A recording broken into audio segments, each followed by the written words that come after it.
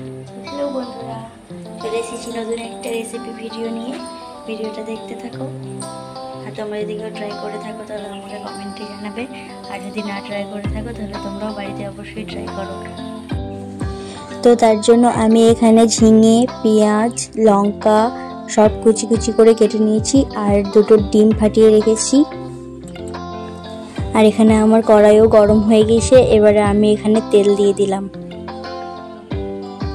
তেলটা গরম হয়ে গেলে পেঁয়াজগুলো দিয়ে দেবো।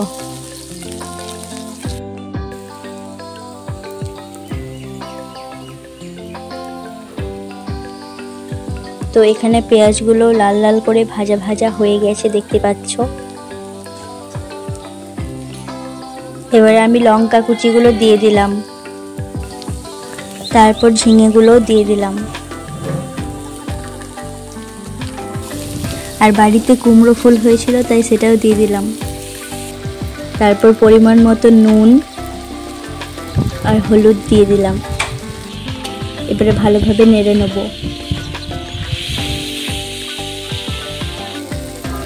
তারপর আমি এখানে ফাটিয়ে রাখা ডিমটা দিয়ে দিলাম। এবারে ভালোভাবে নাড়তে থাকবো।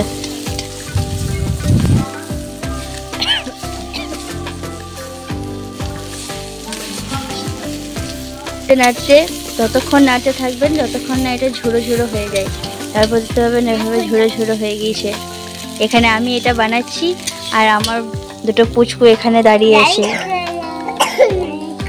তোমরা খাবে? ঠিক আছে, হোক, এটা হোক। তুমি নাড়বে? নাড়ো।